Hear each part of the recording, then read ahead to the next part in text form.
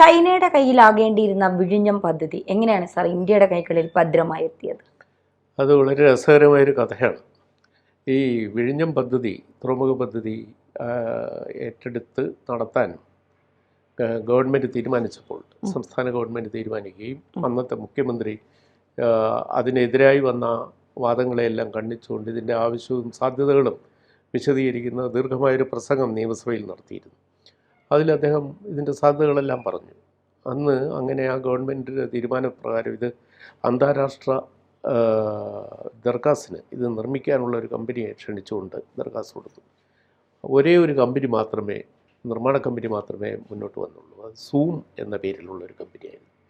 ആ സൂമിൻ്റെ പിന്നിൽ ചൈനയായിരുന്നു. ചൈനയുടെ ഒരു ബിനാമി കമ്പനിയായിരുന്നു സൂം എന്ന് അന്നേ എല്ലാവർക്കും അറിയാമായിരുന്നു. അവർ മാത്രമേ ബിഡ് ചെയ്തുള്ളൂ. അപ്പോൾ ഒരേ ഒരു കമ്പനി ബിഡ് ചെയ്തപ്പോൾ അവർക്ക് കൊടുക്കുന്നതിന് മുമ്പുള്ള ക്ലിയറൻസ് വേണം, കേന്ദ്ര ഗവൺമെൻറ്റിൻ്റെ ക്ലിയറൻസ് വേണം, അന്താരാഷ്ട്ര കമ്പനിയല്ലേ വരുന്നത്. അപ്പോൾ അങ്ങനെ അന്നത്തെ പ്രധാനമന്ത്രി ഡോക്ടർ മൻമോഹൻ സിംഗിൻ്റെ മുമ്പിൽ ഈ ഫയലെത്തി. അദ്ദേഹം ഇതിനെപ്പറ്റി സൂക്ഷ്മവും വിശദവുമായി പഠിച്ചപ്പോൾ ഇത് ഇന്ത്യയുടെ ആഭ്യന്തര സുരക്ഷയ്ക്ക് എത്ര ഒരു ഭീഷണിയാണ് എന്ന് കണ്ടു.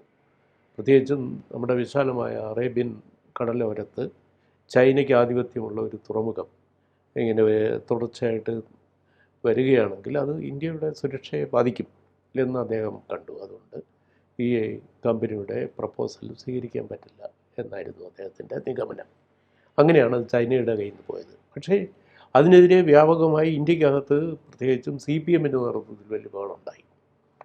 പാർലമെൻറ്റിൽ അന്നത്തെ CPM സെക്രട്ടറി പ്രകാശ് കാരാട്ട് ഉറഞ്ഞു തുള്ളി അന്ന് രാജ്യസഭയിൽ.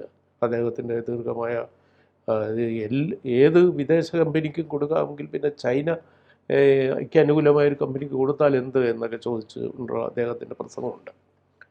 പക്ഷെ അന്ന് ചൈനയ്ക്ക് പോയിരുന്നെങ്കിൽ ഇപ്പോഴെന്താകും എന്നൊരു ചോദ്യം വളരെ പ്രസക്തമാണ്.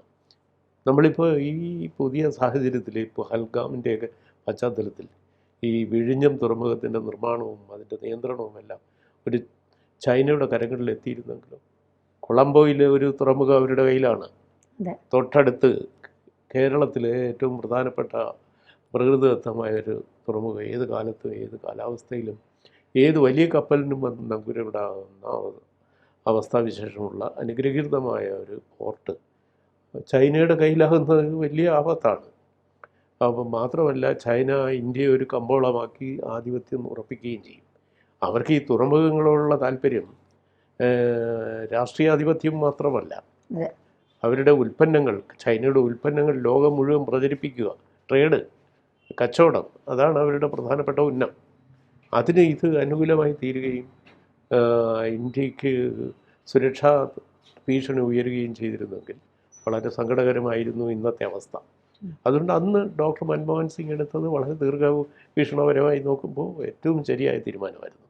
അത് നഷ്ടപ്പെട്ടതിനെ തുടർന്നാണ് വീണ്ടും പുനർദർഗാസ് വരികയും പിന്നെ അദാനിയെ പോലെയുള്ള ഇന്ത്യൻ സംരംഭകർ ഈ രംഗത്തേക്ക് താല്പര്യപൂർവ്വം വന്നത്. അപ്പോഴേക്കും ഗവൺമെൻറ് മാറി. അദാനി വരാൻ സാഹചര്യം ഉണ്ടായത് കേന്ദ്രത്തിൽ പുതിയ BJP ഗവൺമെൻറ് വന്നു.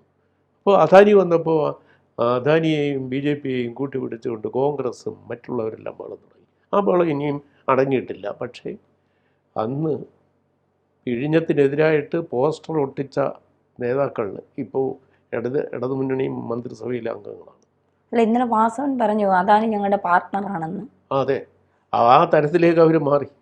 അപ്പോൾ അവർക്ക് ചൈന വരാൻ വേണ്ടി ശബ്ദമുയർത്തിയ ഒരു പ്രസ്ഥാനം ഇന്ന് വന്ന മാറ്റം കണ്ട്, അതാണ് പ്രധാനമന്ത്രി പറഞ്ഞില്ലേ, അദാനി എന്ന് പറയുന്ന വ്യവസായിയോട് സൗഹൃദം പുലർത്തുന്ന CPM-ൻ്റെ നയമാറ്റത്തെ അദ്ദേഹം ആഹ്ലാദപൂർവ്വം സ്വീകരിക്കുന്നു എന്ന ഒരവസ്ഥയിലേക്ക്. അത് ആർക്ക് വന്ന മാറ്റമാണ്? മെറ്റമോർഫോസിസ് ഓഫ് എ മാർക്സിസ്റ്റ് പാർട്ടിയാണ്. കമ്മ്യൂണിസ്റ്റ് പാർട്ടിക്ക് വന്നിരുന്ന രൂപാന്തരീകരണമാണ്, ആശയപരമായ രൂപാന്തരീകരണം. ഇപ്പോൾ സ്വകാര്യ സ്വത്ത് തന്നെയുമല്ല, സ്വകാര്യ സർവകലാശാലയിൽ ഉണ്ടാകണമെന്ന് നിയമസഭയിൽ തീരുമാനിച്ച പാർട്ടിയാണ്, പ്രമേയം പാസ്സാക്കി. അപ്പോൾ അത് ഗവൺമെൻറ് തീരുമാനം തന്നെയാണ്. അപ്പോൾ സ്വകാര്യത എന്ന് പറയുന്നത് നാട്ടിൻ്റെ വെൽത്തിൻ്റെ വളർച്ചയ്ക്കും സ്വത്തും സമ്പത്തും വളരുന്നതിന് സംരംഭകരെ പ്രോത്സാഹിപ്പിക്കണം, എന്നാലും ഒരു സമൂഹത്തിന് സാമ്പത്തിക വളർച്ച ഉണ്ടാകുമെന്നും ഉള്ള യാഥാർത്ഥ്യം മനസ്സിലാക്കിയിരിക്കുന്നു. അതിന് മുതലാളിത്തം എന്നൊക്കെ പറഞ്ഞ് വെൽത്തുണ്ടാക്കുന്നവൻ വർഗശത്രുവാണെന്ന് പറഞ്ഞൊക്കെ പറയുന്ന പ്രാകൃത കമ്മ്യൂണിസ്റ്റ് ആശയങ്ങൾക്ക് ഇനി ആധുനിക ലോകത്ത് നിലനിൽപ്പില്ല എന്ന ഒരു തിരിച്ചറിവും CPM-നുണ്ട്.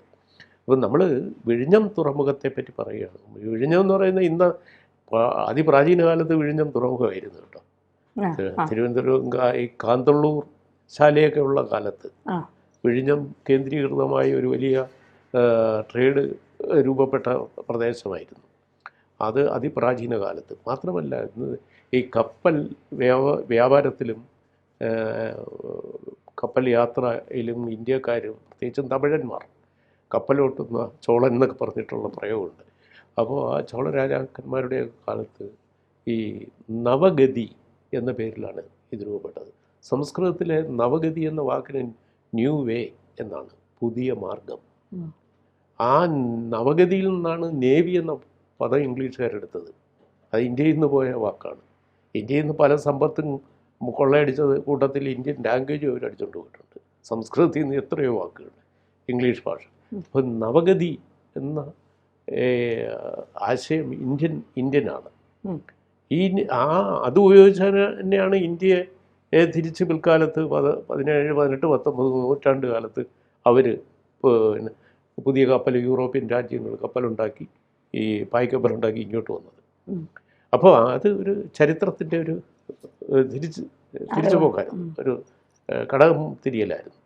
അപ്പോൾ ഞാൻ പറഞ്ഞത് വിഴിഞ്ഞം അതിപ്രാചീന കാലത്തൊരു തുറമുഖമായിരുന്നു. ആധുനിക കാലത്ത് വിഴിഞ്ഞം പ്രകൃതിദത്തമായ ഭാവിയുള്ള ഒരു തുറമുഖമാണെന്ന് കണ്ടത് രാജഭരണകൂടമാണ്, തിരുവിതാംകൂർ രാജഭരണകൂടം. പ്രത്യേകിച്ചും അന്നത്തെ രാജാവിൻ്റെ പ്രധാനമന്ത്രിയായിരുന്ന CP രാമസ്വാമി അയ്യർ. കേരളത്തിലെ കമ്മ്യൂണിസ്റ്റുകാർക്കും കോൺഗ്രസ്സുകാർക്കും ഒക്കെ CP രാമസ്വാമി ഒരു ദുഷ്ടകഥാപാത്രമാണ്. അദ്ദേഹത്തെ അവർ ഇവിടുന്ന് വെട്ടി ഓടിച്ചു എന്നാണ് അവകാശപ്പെടുന്നത്. ഒരു വലിയ പെരുന്നുണയാണ്. അപ്പം അതിരിക്കട്ടെ. അപ്പോൾ ആ CP രാമസ്വാമി ഈ ആധുനിക വിഴിഞ്ഞം തുറമുഖം പുനരുദ്ധരിച്ച് കൊണ്ടുവരാനായിട്ട് ആഗ്രഹിക്കുകയും അതിനുവേണ്ടി നീക്കങ്ങൾ നടത്തിയ ആളാണ്. പക്ഷേ പിന്നീട് വന്ന ജനകീയ ഗവൺമെൻറ്റുകൾക്കൊന്നും ആശയം തലയിൽ പിടിച്ചില്ല. പിന്നീട് ഇത് അവസാനമായി രൂപപ്പെടുത്താൻ ആഗ്രഹിച്ചത് MV രാഘവൻ പ്രമുഖ മന്ത്രിയായിരിക്കെ ഉമ്മൻചാണ്ടി സർക്കാരാണ്. ഉമ്മൻചാണ്ടി സർക്കാരിൻ്റെ കാലത്ത് ഇത് MV രാഘവൻ രൂപപ്പെടുത്തിയ മാർക്സിസ്റ്റ് പാർട്ടിക്ക് MV രാഘവൻ ആയതുകൊണ്ട് തീരെ പിടിച്ചില്ല എന്ന് മാത്രമല്ല, അദ്ദേഹത്തിനെതിരെ ഒരുപാട് ദുരാരോപണങ്ങളും അഴിമതി ആരോപണങ്ങളും കൊണ്ടുവരികയും ചെയ്തു. അപ്പോൾ അദാനി രംഗപ്രവേശം ചെയ്യുന്നത് ആ സന്ദർഭത്തിലാണ്. ഈ അദാനിയുടെ രംഗപ്രവേശനം അത് ഒരുപാട് കോളിളക്കങ്ങളൊക്കെ ഉണ്ടാക്കി. അതായത് അദാനിയുടെ പ്രധാനമന്ത്രിയാണ് നരേന്ദ്രമോദി എന്നൊക്കെ പറഞ്ഞുകൊണ്ട്. പക്ഷേ ഈ വിഴിഞ്ഞത്തിന്റെ സാധ്യതകൾ പിന്നീടാണ് പലർക്കും മനസ്സിലാക്കാൻ പറ്റിയത് എന്നുള്ളത്. പക്ഷെ ഇപ്പോഴും ഇടതുപക്ഷത്തിനത് കൃത്യമായി മനസ്സിലായിട്ടുണ്ടോ എന്നുള്ളത് ഒരു ചോദ്യം തന്നെയാണ്. അല്ല, ഇടതുപക്ഷത്തിന് മനസ്സിലാകാതിരിക്കുന്നില്ല. കാരണം നമ്മൾ പ്രധാനമന്ത്രി തുറമുഖത്തിൻ്റെ ആദ്യഘട്ടം ഉദ്ഘാടനം ചെയ്ത വേളയിൽ ഇടത് ഗവൺമെൻറ്റിൻ്റെ സാന്നിധ്യവും പ്രത്യേകിച്ച് മുഖ്യമന്ത്രിയുടെ പ്രസംഗം, അദ്ദേഹത്തിൻ്റെ രേഖാമൂലമുള്ള എഴുതി വായിച്ച പ്രസംഗം, ഗവൺമെൻറ്റിൻ്റെ പങ്കാളിത്തവും അതിനുവേണ്ടി ഒരു സ്പെഷ്യൽ ഓഫീസർ നിയമിക്കുക വഴി ഇത് യാഥാർത്ഥ്യമാക്കുന്നതിൽ വലിയൊരു പങ്ക് ഈ ഗവൺമെൻറ് വഹിച്ചിട്ടുണ്ടെന്നുള്ളത് സത്യമാണ്. പക്ഷേ അതൊരു തുടർച്ചയാണ് എന്നുള്ള കാര്യം അവർ അംഗീകരിക്കുന്നില്ല. ഇത് പഴയ UDF ഗവൺമെൻറ്റിൻ്റെ തുടർച്ചയായിട്ട് വന്ന ഒരു പദ്ധതിയാണ്. ഇതിലെ ഞാൻ പറഞ്ഞല്ലോ, ഒരു മന്ത്രി അടക്കം ഈ വിഴിഞ്ഞം പോർട്ടിനെതിരെ പോസ്റ്റർ പ്രചരണം നടത്തിയ ആളാണ് കൊച്ചിയിൽ. അവിടെ വല്ലാർപാടം ഉണ്ട്. വല്ലാർപാടം കണ്ടെയ്നർ ടെർമിനൽ വന്നത് വിഴിഞ്ഞത്തിനൊരു പാരയാക്കിയിട്ടാണ്. അതിന് ഗൾഫിൽ നിന്ന് സംരംഭകനെ കൊണ്ട് ചെയ്തതാണ്. ഇത് പൊളിക്കാൻ വേണ്ടിയാണ് ചെയ്തത്. അത് പൊളിഞ്ഞും പോയി. അത് പൊളിഞ്ഞിപ്പോൾ അത് രണ്ടും കൂടെ കമ്പൈൻ ചെയ്ത് വേണം ഇതിനെ പുനരുദ്ധരിക്കാൻ. അതിന് വിഴിഞ്ഞം വേണം എന്നായി. അപ്പോൾ ആ തരത്തിലേക്കാണ് ഇത്. അത്ഭുതകരമായ സാമ്പത്തിക മുന്നേറ്റത്തിന് ഉപകരിക്കുന്ന ഒരു പദ്ധതിയാണെന്ന് പലരും ഇതിനകം പറഞ്ഞു കഴിഞ്ഞ് ഒരു വസ്തുതയുമാണ്.